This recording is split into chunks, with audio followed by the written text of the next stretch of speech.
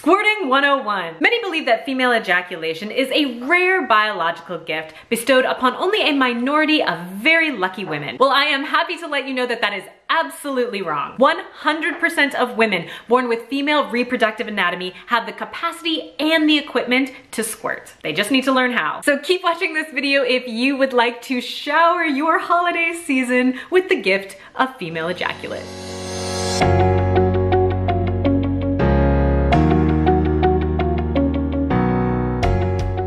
Hello, I'm Kendra, somatic sex coach and counselor here at Eat, Squat, Come, and welcome to day 5 of the 12 days of climax.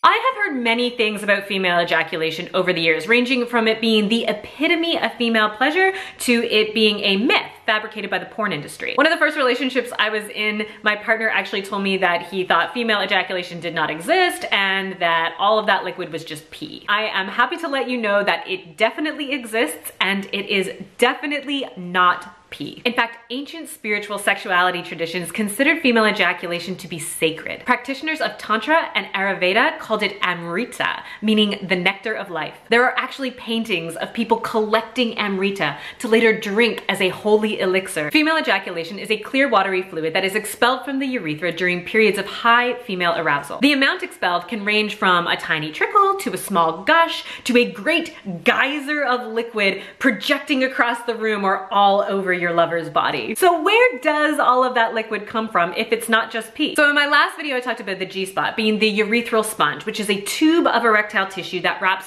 all the way around the urethra. That tube is where female ejaculation is created. In that tube are a set of glands called the Skene's glands or the periurethral glands. And then part of the urethral sponge itself are these tiny capillaries, which are the smallest blood vessels. The walls of capillaries are only 1 cell thick. This means that the watery part of our blood, which is called serum, can easily diffuse across that membrane and enter into the periurethral glands. There, it mixes with the gland's own secretions and becomes Amrita. So as a woman gets more and more aroused, more and more blood flows into the urethral sponge, which means that more and more serum from that blood flows into the periurethral glands and the liquid just starts to build up. And so once a woman is highly aroused, all of that liquid can be emptied into the urethra and expelled out. There are some theories that say that those women who do not ejaculate actually injaculate because the liquid builds up either way. So when it comes into the urethra, if a woman's pelvic floor muscles are not strong enough or she doesn't bear down,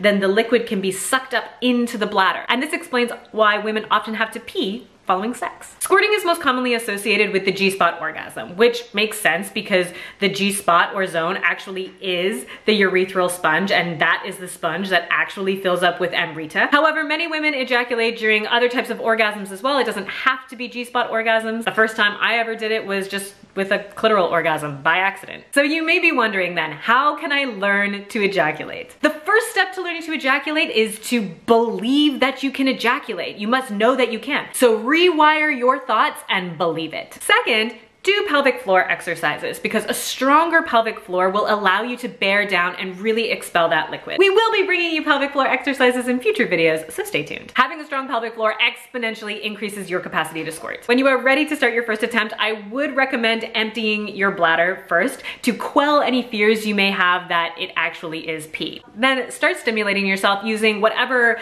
fingers or tongues or toys or penises that you would normally use on your most easy path to orgasm. Once you get highly aroused, begin to give firm and direct rhythmic pressure to the G-zone. It should start to feel kind of squishy. Then as you approach orgasm, bear down with your stomach and your pelvic floor muscles like you actually are trying to push out pee. Also relax your jaw, allow your mouth to fall open and release any deep guttural sound. Keep stimulating yourself, keep bearing down, and keep sounding. That's it. Warning, you may want to keep some towels or some waterproof pads close by just because it could get messy. And don't be discouraged if it doesn't happen the first time or the second time or even the third or the fourth time because it does take practice. If you have any questions, you can leave them in the comments section below. If you need any tips or tricks on how to stimulate your G-spot, especially if you usually feel pain or numbness in that area, check out this video if I can figure out in post how to put it here.